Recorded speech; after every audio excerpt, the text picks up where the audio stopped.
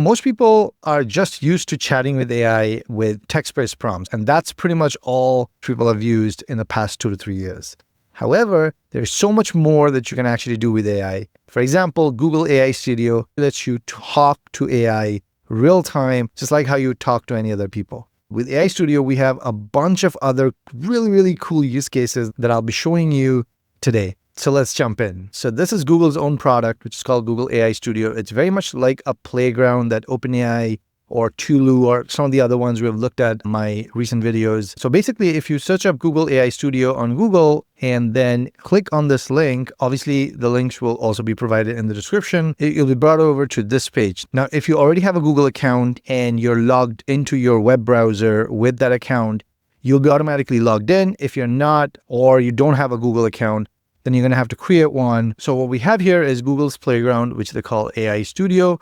On the right, you have a bunch of models to try out. They have their own thinking or reasoning model as well. The latest and greatest model is Gemini 2.0 Flash. You can play around with the temperature. They also have structured output, which gives you JSON output and function calling. You can use code, also grounding with Google search. This is actually very useful in what I'm about to show you. But in this create prompt section, you essentially are able to chat with AI. So as you can see, you can access Google Drive, upload file, record audio, camera, sample media, all kinds of things. Now, also on the left, you have stream real time. You have starter apps, which gives you a bunch of different cool things. But this is going to be for a different video because it's going to take a video in itself. You can also tune a model here. This is really cool because if you just happen to have a Google Sheet or CSV with 100 to 500 examples, you can use that data to train a specific model for your own purposes. Fine-tuning models are pretty advanced, so we'll need a whole tutorial itself. This video is about stream real-time, where you can talk with AI and have a very natural conversation just like you would with a friend. And there's some really interesting use cases that I want to show you guys. But before I do that, I just want to quickly also show you the prompt gallery here. So if you are already in AI Studio, you'll be able to take advantage of a bunch of these templatized prompts that are already pretty cool to start with. So, have at it, see what you can find. Let me know in the comments below. But let's get to stream real time. All right, this is called Gemini Live, and this is one of the new products which has stream real time.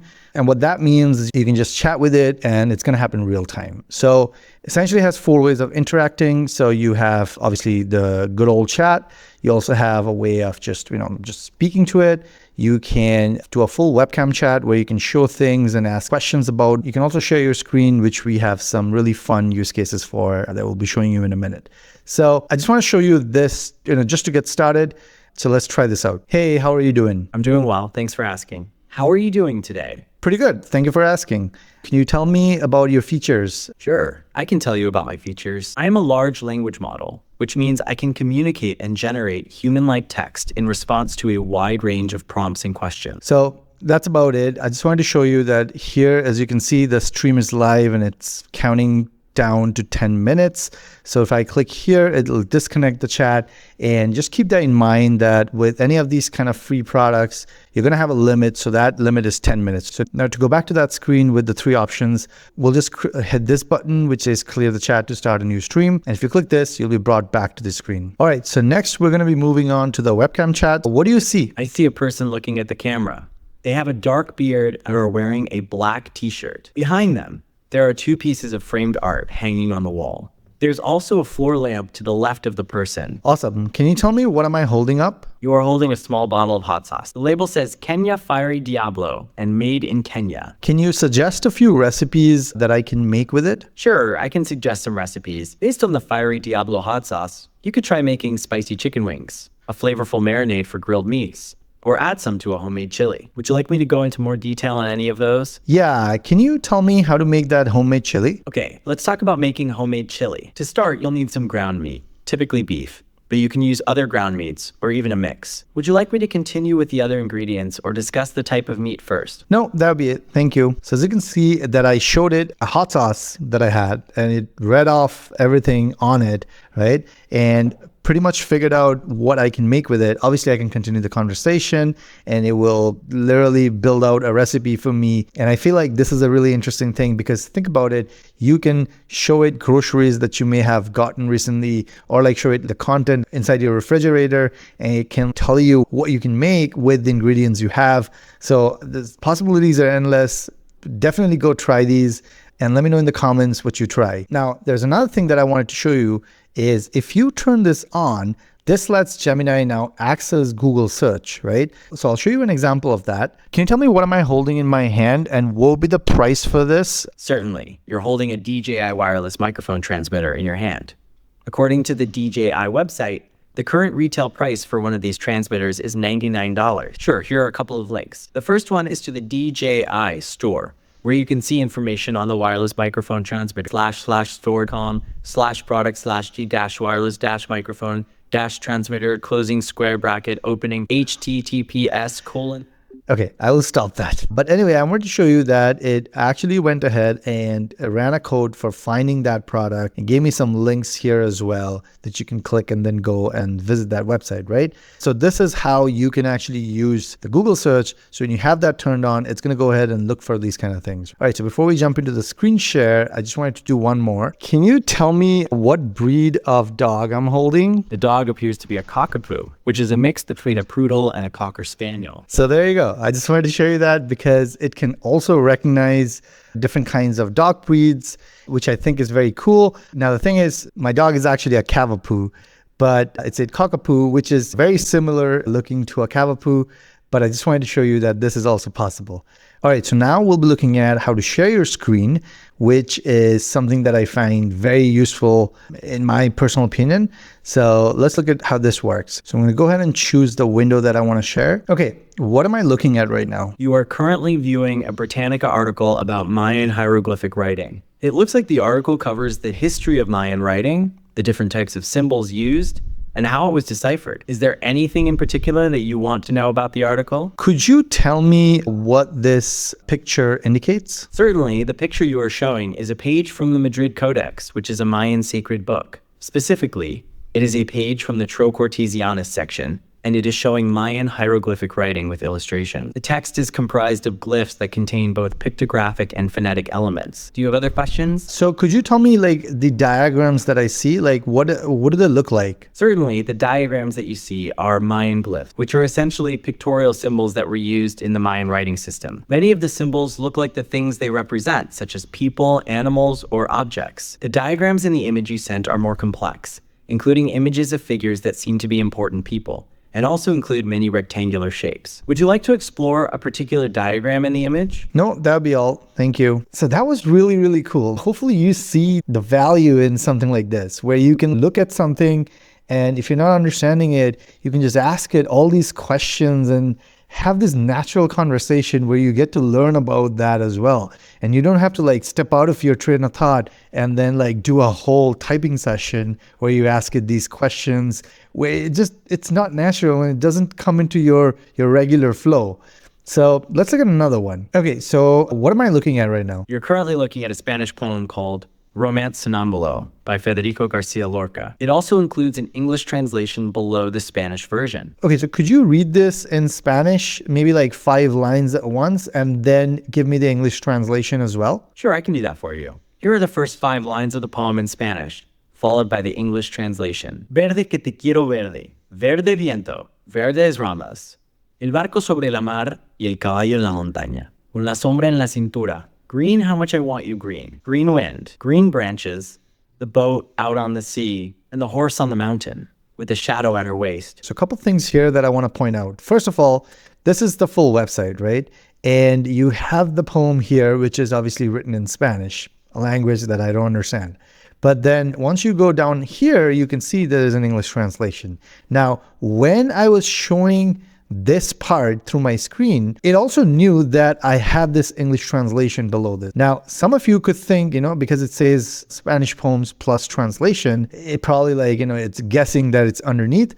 But I can tell you, because I've tried this with other things as well, I've done my due diligence. If you were to even ask it to explain the entire website, it's going to go ahead and give you a detailed description of the entire website, even if it just can see only one part of it. I'm not sure how it does that. Maybe it has access to like the links and stuff like that. And I know what you're thinking. I've also tried this to make it like find things that is outside the web browser in my computer. And no, it wasn't able to guess any of that. So you're safe there. But the other thing that I want to tell you is the fact that when it read the Spanish, the accent was spot on, right? Like you literally felt like it was a Spaniard speaking in his native language, which is amazing. So this is a really cool example of another thing that you can do with it, is wherever you find these kind of things, you don't have to copy this text, go somewhere else, put it on, and then get a translation. You can do that immediately, which is, again, absolutely fantastic. Can you tell me what is on my screen right now? Certainly, the image on your screen shows a product page for the Soundcore Space Q45 headphones. They are long-lasting, noise-canceling headphones. The price is $199.99, and they come in black. And could you find some negative reviews about this product, maybe on Reddit? Okay, I found some negative reviews for the Soundcore Space Q45 headphones on Reddit. Some users have mentioned that the bass is lacking, even with the bass up feature. Some say the sound quality is not good, and they have had issues with connectivity. And another negative point mentioned was that the touch controls can be finicky. Also, some people reported that the clamping force is too strong, making the headphones uncomfortable to wear for long periods. Would you like to know anything else? So I think this is really useful because here I am just on the product page and I don't really have to go anywhere to do my research. I can ask it to look for Reddit comments. I can ask it to like find more features about this product. It's really amazing to what this now allows you to do. And the entire experience is very natural because it's just a conversation, right? Okay, so I have this YouTube video open. However, I don't have the time to go through it right now. Would you be able to summarize the key details of this video for me? Sure, I can summarize the key details of the video for you. The video is titled Wendy Suzuki, The Brain-Changing Benefits of Exercise, and it's a TED Talk. It explores how exercise can positively impact brain function, including improvements in memory, focus, and mood. Would you like me to elaborate on any specific aspect? Could you maybe give me like the absolute highlight of this video? Certainly, the absolute highlight of the video is likely the explanation of how exercise triggers the release of specific neurochemicals. These neurochemicals improve cognitive functions, including memory and focus, and they also positively affect mood. Would you like me to explain these neurochemicals further? So like this, if you have this on, you can summarize key points from a video. Now, I want to show you one last thing. So I have these yoga poses in front of me right now, and I'm just trying to find out which ones of these are going to be good for my lower back. Okay, I can help you with that. Based on the image you sent, some yoga poses that may be beneficial for your lower back include cat-cow, triangle, and warrior poses. These poses can help strengthen the back muscles. Would you like to know more about any of these poses in particular? So I can't seem to find it. Could you help me locate them? Sure, I can help with that. Can you tell me which poses you are trying to locate in the image? I'm trying to find the warrior pose. Certainly, the warrior poses are located at the bottom left of the image. There are 3 different poses, labeled as Warrior I, Warrior 2, and Warrior 3. Would you like to know anything else about them? I wanted to know, if I'm practicing these yoga poses, how should my breathing be? That's a great question.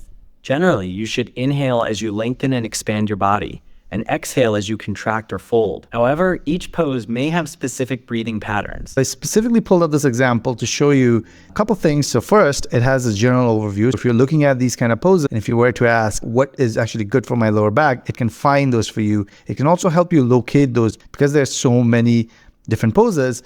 If you're not able to find it, it can show you where exactly it is, just like any other person would be able to, right? And then if you wanted to sort of like learn more about this without having to go somewhere else, like say for how do I breathe with this, it can show you that as well. So I find this really cool. So that's it for this video, you guys. I'm really excited to see how AI is becoming more and more useful for everyday people. And I hope in this video, some of you were able to learn these new ways of interacting with AI and find it really useful. So if you do try these, I would absolutely be thrilled to learn about your experiences. So let me know in the comments below, and I would really appreciate that. With that, if you found this video useful, do give it a like and subscribe for more content like this. I have so much more coming on the way, and I'll see you guys on the next one.